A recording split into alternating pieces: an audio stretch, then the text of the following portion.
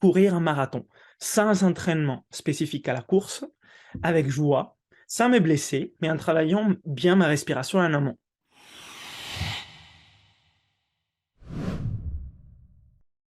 Bonjour à tous et à toutes pour cette nouvelle vidéo où je vais partager avec vous un nouveau défi que je me suis donné et peut-être c'est un défi fou ou pas et je veux bien savoir qu'est-ce que vous en pensez parce que cette année j'ai décidé de faire deux défis avec les chiffres 42. Ce n'est pas parce que j'ai 42 ans, mais parce que ces chiffres 42 m'a parlé. J'étais voilà appelé par ces chiffres et je me suis dit, tiens, je vais faire deux défis cette année pour me challenger, m'activer et aussi mettre au test tout ce que je pratique dans la vie de tous les jours, la respiration, la méthode Wim Hof, les mouvements, bien sûr l'alimentation, la méditation, les yogas, les liens avec la nature et tout ça. Tout ce qu'on voit sur cette chaîne YouTube. Alors ces chiffres 42, j'ai eu l'idée de deux défis. Le premier défi, c'est d'attendre 42 mètres d'apnée en profondeur dans la mer ou dans une piscine. Alors, il y a une seule piscine qui est fait en Italie qui arrive à 42 mètres. Donc, je ne sais pas si je le ferai dans cette piscine ou à la mer. Et l'autre défi 42, devinez c'est quoi? Ben, c'est 42 kilomètres. Donc, de courir un marathon. Mais pas n'importe comment. J'aimerais bien courir ces marathons en respirant uniquement par les nez. Déjà, ça c'est très important pour moi, pour voir comment la respiration peut effectivement m'aider à courir et aussi comment la respiration peut m'aider à performer. Mais sans me donner un temps précis pour faire ces défis, mais déjà courir ces marathons, par les nez, sans me blesser, avec beaucoup de joie, en les terminant bien sûr, mais avec une condition assez particulière, c'est qui va rendre ces défis assez spéciaux, c'est sans faire aucune préparation spécifique au marathon. Alors pourquoi j'ai décidé de faire ces défis de cette façon-là? La première, c'est parce que j'aimerais bien voir comment c'est possible de vraiment déployer les potentiels du corps humain quand on prend soin de ces potentiels et de ces corps par des pratiques. Alors moi, je pratique tout cela depuis plusieurs années. J'ai changé ma vie avec cela. Et je veux mettre au test mon réel niveau sur un marathon sans me préparer ces 3 mois en avance, ces 12 semaines, en exercice physique, en course avec un programme à suivre. Je veux le faire juste en travaillant ma respiration dans la vie de tous les jours, chose que je fais déjà et qui va m'accompagner aussi après ces défis. Donc c'est pas juste un défi de m'entraîner juste à la course pour faire les marathons et puis peut-être m'arrêter, mais je veux voir comment mes entraînements de respiration et une respiration fonctionnelle et efficace va pouvoir m'aider à courir sur des longues distances, chose que j'ai pas fait avant, juste en respirant par les nez. Donc c'est un défi voilà, de courir un marathon sans entraînement, sans préparation spécifique, mais avec joie. Et j'aimerais bien les dédier au pouvoir de la respiration et à une bonne hygiène de vie. Donc pourquoi j'ai fait tout ça? Parce que en fait, je pars de très loin. Je pars d'une carrière de gymnaste. Moi, vous savez, j'étais gymnaste. Et donc, je m'entraînais beaucoup dans ma vie des sportifs, mais à la gymnastique. Et à l'époque, je ne savais pas courir et je ne pouvais pas courir. Pourquoi je ne pouvais pas courir? Bah, parce que je ne savais pas respirer. Et je vous ai dit déjà, dans plusieurs vidéos, j'étais allergique, tendance asthmatique, plein d'inflammation. Je respirais tout le temps la bouche ouverte, les jours comme la nuit. Et je m'essoufflais assez facilement quand je faisais du sport aérobique. La gymnastique étant un sport anaérobique, c'était pas forcément très pénalisant. Voilà, quand je dis anaérobique, ça veut dire que c'est pas vraiment un sport aérobique, mais bien sûr qu'on respire quand on fait de la gymnastique. Et donc, à l'époque, je ne pouvais pas courir plus que 2 kilomètres. Et je n'exagère pas. Quand j'allais de temps en temps courir avec mes amis qui faisaient du foot, et c'est vrai que moi, après 1-2 kilomètres, j'étais arrivé, je m'arrêtais, j'avais déjà des crampes. Je ne pouvais pas aller plus loin parce que vraiment, je ne savais pas respirer. Ma respiration était totalement dysfonctionnelle. Puis, quelques années plus tard, quand j'ai vécu au Danemark, mon ami Mas, que je salue, il m'a dit: «Mais pourquoi tu te mettrais pas à l'Ironman?» Et je lui dis: «Bah, déjà, j'aimerais bien essayer un triathlon». Donc, j'ai commencé à faire un peu de course avec lui, mais vraiment, j'allais pas très loin, quelques kilomètres, même pas 5. Puis de faire un peu de vélo, voilà, les vélos, c'était sympa, mais j'allais pas très vite et surtout, j'allais pas très loin. Je pouvais aller vite, voilà, mais pas loin. Et puis, nager un petit peu. Je suis né sur la mer, donc j'aime bien nager, mais j'ai pas de technique autre. Et donc, j'ai essayé un triathlon sprint. Et un triathlon sprint, c'est des courses distance et Et je me suis entraîné 2 mois en faisant des efforts incroyables, tous les jours en m'entraînant au moins 1 heure ou 2 heures. Et finalement, je fais un triathlon sprint avec des résultats assez voilà, je l'ai passé, mais je l'ai terminé et j'étais mal à la fin de ces triathlons sprint et encore, c'était un triathlon très court qui correspondait plus à mes capacités de l'époque, très peu aérobie, plus anaérobie, même si bien sûr les sprints, c'est pas un sprint tous les longs, mais voilà, c'est un triathlon court.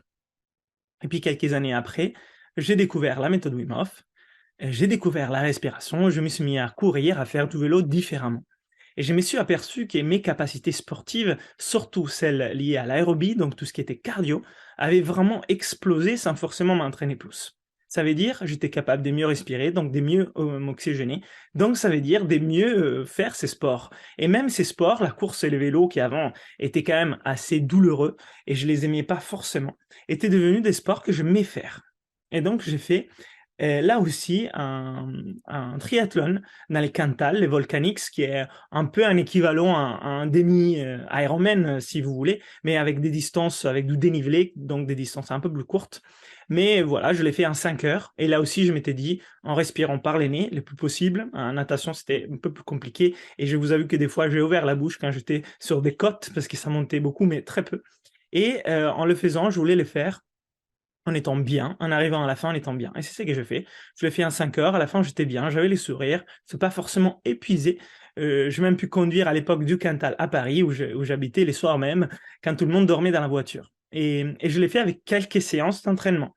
Alors là, je fais quelques sorties des vélos, plusieurs sorties, je sais pas, 5 ou 10, mais pas énormes, sur quelques centaines de kilomètres. Je fais des sorties aussi, des courses à pied. Là, je dois en avoir fait au moins une quinzaine. Mais là aussi, c'était des sorties des 5 à 10 kilomètres et quelques sorties des natations, je pense 3 ou 4.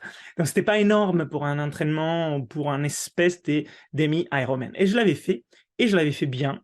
Et c'est vrai que la respiration m'avait beaucoup apporté et aidé. J'avais beaucoup travaillé la respiration, l'oxygène advantage et la Wim Hof avant de faire ça. Mais maintenant, je veux aller un peu plus loin parce que j'aimerais bien faire quelque chose d'iconique, les marathons. Les marathons, je ne l'ai jamais couru de ma vie et je n'ai jamais fait plus que 20 km des courses à pied. Donc je ne sais pas du tout qu'est-ce que ça veut dire courir des longues distances et je ne veux pas m'entraîner physiquement pour les faire, mais je veux travailler ma respiration, une bonne respiration, que je suis persuadé est la base d'un type de sport comme la course, et aussi travailler mon hygiène de vie. Cela n'exclut pas que je vais m'entraîner de temps en temps en faisant mes exercices de yoga, mes sorties de temps en temps de marche en montagne, mes sorties aussi de courses, mais pour les fans, des quelques kilomètres quand je fais autour de moi au chalet pour aller me baigner, c'est 2, 3, 5 kilomètres. Mais je vais faire ça sans aucun programme d'entraînement lié à la course pour la préparation du marathon. Par contre, je vais faire attention à comment je respire dans la vie de tous les jours, faire mes routines de respiration, que je fais déjà, je répète, je ne vais pas les ajouter, je vais peut-être faire quelque chose de plus stratégique par rapport à un effort cardio pour augmenter notamment ma tolérance au CO2, ma capacité en VO2 max, gérer la fatigue musculaire, etc. Mais ce sont des choses que je fais déjà.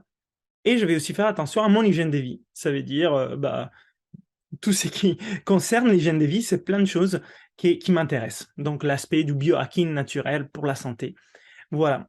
Et j'aimerais bien donc courir ces marathons avec joie, sans blessure, en arrivant à la fin et pouvoir vous raconter comment je l'ai fait, comment je l'ai vécu et peut-être vous donner même des conseils pour faire quelque chose de similaire. Pourquoi? Parce qu'il y a beaucoup de personnes qui aiment l'idée de faire un marathon, mais qui passent beaucoup de mois à se préparer, même à se blesser, ou ils se blessent pendant les marathons, parce qu'ils négligent en fait ces deux piliers, la respiration et l'hygiène de vie. Et ils mettent avant qu'est l'entraînement, la quantité d'entraînement. Et ça ne veut pas dire que c'est pas important. Mais j'aimerais bien vous donner un autre regard à tout ça. Un autre regard, un changement des paradigmes. Et donc, si moi je l'ai fait, je pense qu'il y a plein d'autres personnes qui peuvent le faire parce que je n'ai aucun talent à la course et à l'effort cardio. Vraiment aucun talent. Donc, si je vais réussir cela, c'est pas par mon talent de quelqu'un qui respirait très bien ou mon talent de quelqu'un qui courait très bien parce que je n'ai pas ça. Par contre, j'ai peut-être un corps sain et une respiration qui est OK. Et donc, je peux faire des choses. Et j'aimerais bien dédier ça à la respiration, mais dédier ça aussi au corps humain. Parce que je suis persuadé que les corps humains ont vraiment un potentiel qu'on ne soupçonne pas. Et on se limite énormément. Et avec tout ce qu'on voit, on entend, en fait, on a la tendance à limiter les potentiels du corps humain plutôt que lui donner de l'ampleur et pouvoir l'utiliser. Donc, c'est pour ça que je veux faire ces défis. Donc voilà, je répète les défis. Courir un marathon sans entraînement spécifique à la course, avec joie, sans me blesser, mais en travaillant bien ma respiration en amont. Et ça, je l'ai fait déjà, je répète. Et donc, voilà, ça c'est mon défi. J'aimerais bien savoir qu'est-ce que vous en pensez. Vous, de la communauté Inspire, on est plus de 20 000 sur cette chaîne YouTube. Je vous remercie pour l'écoute et je vous invite d'ailleurs à vous abonner à la chaîne, à partager ces vidéos, à les liker parce que c'est là mes soutiens, c'est le travail que je fais avec vous pour partager toutes ces connaissances. Et voilà, ces défis, je me dis que c'est un bon moment pour mettre en avant les valeurs qui sont liées à mon travail, ce que je fais à Inspire Potential et la respiration que j'aime véritablement. Et puis je partagerai, si j'ai réussi ces défis, les techniques de respiration que j'ai utilisées pour me préparer et vous donner aussi une idée de l'entraînement que je fais. Mais ça ne sera pas des entraînements énormes, ça sera peut-être 30 minutes de respiration par jour. Peut-être des fois, je vais arriver à 45 minutes, une heure, mais c'est rien par rapport à l'entraînement qu'il faut dédier à la course à pied si on veut suivre un programme traditionnel. Et je répète, j'ai rien contre l'entraînement physique et la préparation traditionnelle, mais je veux juste donner une ampleur plus grande à tout ça. Si vous avez aussi des conseils sur quel marathon suivre et faire, je suis preneur. Si vous avez des conseils aussi sur qu'est-ce qu'il faudrait mettre en avant pour rendre cela intéressant, comment il faudrait les faire pour que ça vous intéresse, ça intéresse d'autres personnes, je suis preneur. Je suis dans la phase des créations de ces défis et je pense pouvoir faire ça dans les prochains 3 4 mois, juste après l'été. Parce que là, j'ai quelques tournées autour d'Europe pour mes stages de festivals, puis un mois d'été où je vais suivre des formations, et donc peut-être en septembre, mais voilà, c'est libre. Donc je suis à votre écoute. Je vous en prie, écrivez dans les commentaires qu'est-ce que vous en pensez de ces défis. Comment vous aimeriez bien que moi je les fasse ces défis? Qu'est-ce que vous aimeriez bien voir, entendre, savoir, connaître?